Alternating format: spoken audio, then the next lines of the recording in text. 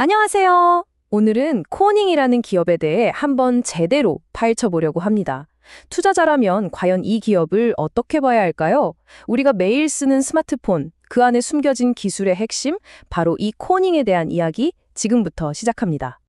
지금 여러분이 보고 계시는 바로 이 화면, 이 스크린 뒤에 뭐가 있을까요? 네, 아마 스마트폰이나 모니터일 텐데 그 매끈하고 단단한 유리 화면, 바로 그 기술의 심장부에 오늘 우리가 이야기할 기업이 숨어 있습니다. 맞습니다. 바로 코닝이에요. 와, 무려 170년이 넘는 역사를 가진 소재 과학의 거인이죠. 그냥 오래된 회사가 아니라 말 그대로 인류 기술 혁신의 역사와 함께 걸어온 기업이라고 할 수 있어요. 자, 그럼 본격적으로 한번 들어가 보시죠. 오늘은 크게 네 가지 파트로 나눠서 코닝을 속속들이 살펴볼 거예요. 첫째, 어떻게 스마트폰 유리의 최강자가 됐는지. 그리고 둘째, 왜 다른 회사들이 따라올 수 없는지. 셋째, 앞으로 뭘로 돈을 벌 건지. 마지막으로 투자자라면 꼭 알아야 할 위험을 뭔지. 이 순서대로 하나씩 짚어보겠습니다.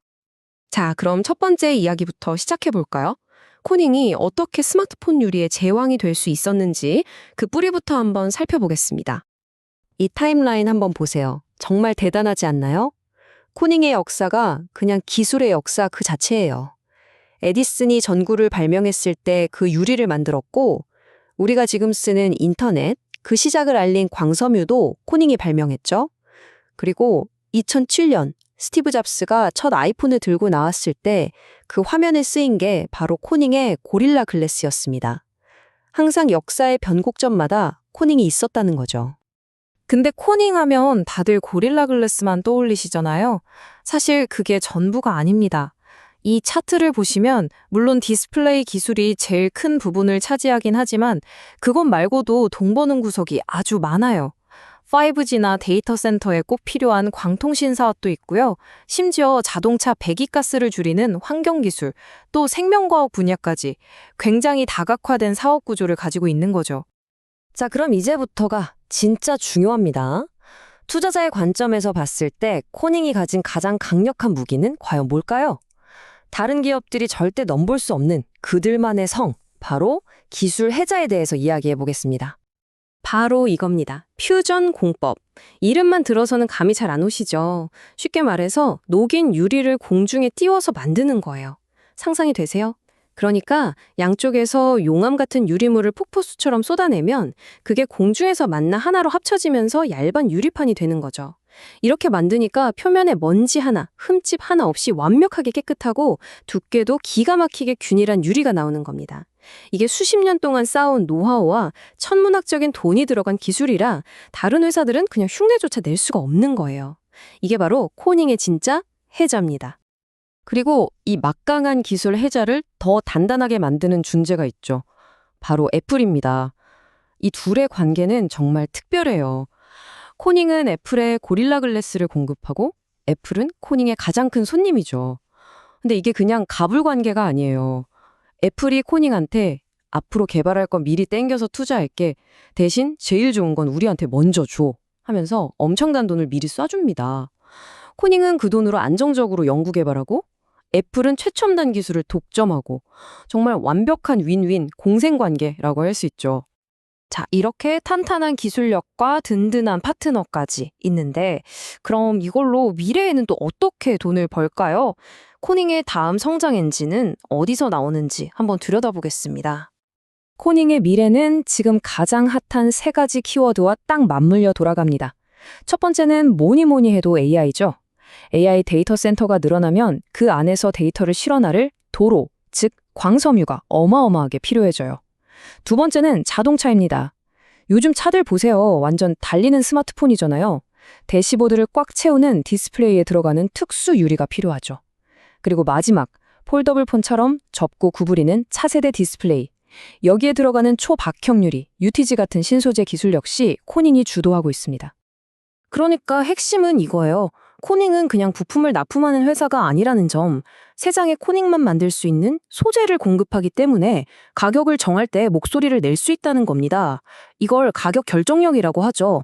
예를 들어 원자재 가격이 올라도 어쩔 수 없네요. 납품가 좀 올려야겠습니다. 라고 말할 힘이 있다는 거예요. 이게 코닝의 이익을 든든하게 지켜주는 방패 역할을 하는 거죠. 그래서 코닝의 긍정적인 사람들은 이렇게 말합니다.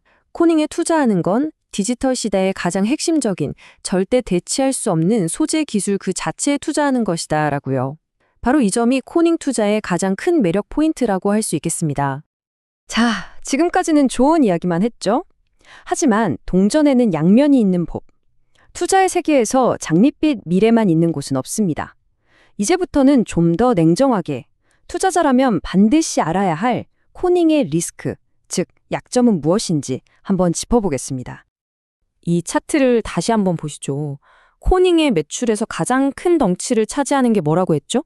네, 바로 디스플레이 기술 부문입니다. 사실 이게 코닝의 가장 큰 강점이자 동시에 가장 큰 아킬레스건이 될 수 있습니다. 바로 여기에 핵심 리스크가 숨어 있어요. 이게 가장 큰 문제인데요. 디스플레이 유리 시장은 경기를 엄청나게 많이 탑니다. 생각해보세요. 경기가 안 좋으면 사람들이 지갑을 닫고 TV나 컴퓨터 같은 걸 잘 안 사겠죠? 그럼 디스플레이 패널 만드는 회사들도 생산을 줄일 거고요. 그럼 그 회사에 유리 기판을 납품하는 코닝은 당연히 직격탄을 맞게 됩니다.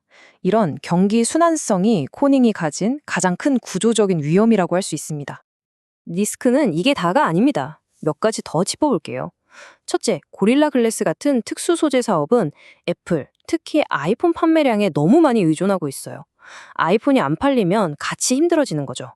둘째, 지금은 퓨전 공법이 최고지만 언젠가 이걸 뛰어넘는 혁신적인 신기술이 나오지 말란 법도 없죠. 셋째, 오지나 데이터 센터 투자도 영원할 순 없습니다. 투자가 줄어들기 시작하면 광통신 사업의 성장도 둔화될 수 있겠죠. 자, 이렇게 코닝의 강점과 약점, 빛과 그림자를 모두 살펴봤습니다.